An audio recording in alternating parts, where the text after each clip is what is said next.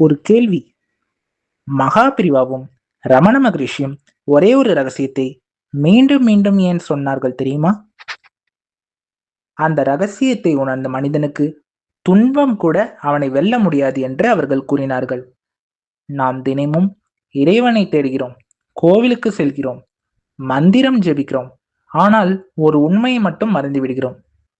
உன்னை நீ அறிந்து கொண்டாயா? இந்த ஒரே கேள்விக்குள் வாழ்க்கையை மாற்றும் பதில் மறைந்திருக்கிறது. இன்று இந்த வீடியோவில் மகாபிரிவாவின் கருணைமிகு உபதேசங்களும் ரமண மகரிஷியின் மௌன ஞானமும் ஒன்றாக இணைந்து ஒவ்வொரு மனிதனுக்கும் தெரிந்து கொள்ள வேண்டிய ஆன்மீக உண்மைகளை பகிரப் போகிறோம். இந்த வீடியோவை இறுதி வரை கவனமாக கேளுங்கள். ஒரே ஒரு உபதேசம் கூட உங்கள் வாழ்க்கையை பார்க்கும் பார்வையை மாற்றக்கூடும். வாருங்கள், அந்த மகான்கள் காட்டிய அமைதியின் பாதையில் ஒன்றாக பயணிப்போம். இந்த வீடியோவை ஸ்கிப் பண்ணிட்டு போயிடாதீங்க. மகாபிரிவா ரமண மகரிஷி உண்மையான உபதேசம். அன்பார்ந்த பக்தர்களே, இன்று நாம் பெரிய மகான்களின் வாழ்க்கையை பார்க்க போவதில்லை, அவர்கள் சொன்ன உண்மையை பார்க்க போகிறோம். மகாபிரிவா ஒருபோதும் அதிகமாக பேசவில்லை. ரமண மகரிஷி அதைவிட குறைவாகவே பேசினார்.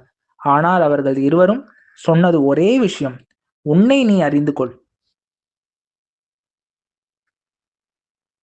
மௌனமே முதல் பாடம். ரமண மகரிஷி சொன்னார், மௌனம்தான் உண்மையான உபதேசம். மகாபிரிவா வாழ்ந்ததும் அதே மௌனத்தில்தான். ஏனென்றால் வார்த்தைகள் மனதை தொட்டாலும் மௌனம்தான் ஆன்மாவை தொடும். நாம் எவ்வளவு பேசுகிறோமோ அவ்வளோ மனம் வெளியில் ஓடுகிறது. ஆனால் நாம் அமைதியாக இருந்தால் உள்ளே ஒரு குரல் எழுகிறது. அதுதான் உண்மை குரல். நான் யார் என்ற கேள்வி ரமண மகரிஷி கொடுத்த ஒரே ஆயுதம். நான் யார்? இந்த கேள்விக்கு பதில் தேட வேண்டாம். இந்த கேள்வியே மனதை அழிக்கும். மகாபிரிவாவும் இதையே சொன்னார். அகந்தை இருக்கும் வரை துன்பம் இருக்கும். அகந்தை என்றால் நான் தான் எல்லாம் என்ற எண்ணம். அந்த எண்ணம் போனால் இறைவன் தானாக தெரியும்.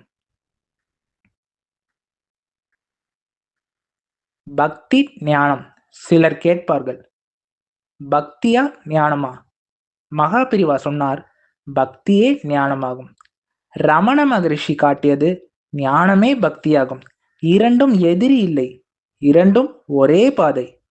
ஒருவர் இறைவனை வெளியே தேடுகிறார், மற்றவர் உள்ளே கண்டுபிடிக்கிறார். இரண்டின் முடிவும் ஒன்றே, அமைதி. துன்பத்தின் காரணம். மகாபிரிவா சொன்னார், துன்பம் வெளியில் இல்லை, உள்ளே இருக்கிறது. ரமண மகரிஷி சொன்னார், மனம்தான் துன்பம். நாம் உலகத்தை மாற்ற முயல்கிறோம், ஆனால் உண்மையில் மாற்ற வேண்டியது நம் மனம். மனம் அமைதியானால் உலகமே அமைதியாக தெரியும். உண்மையான ஆன்மீகம்.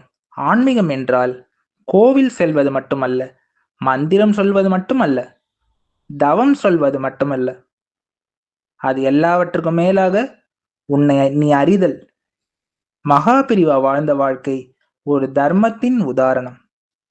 ரமண மகரிஷி வாழ்ந்த வாழ்க்கை ஒரு மௌனத்தின் விளக்கம். ஒரே உண்மை.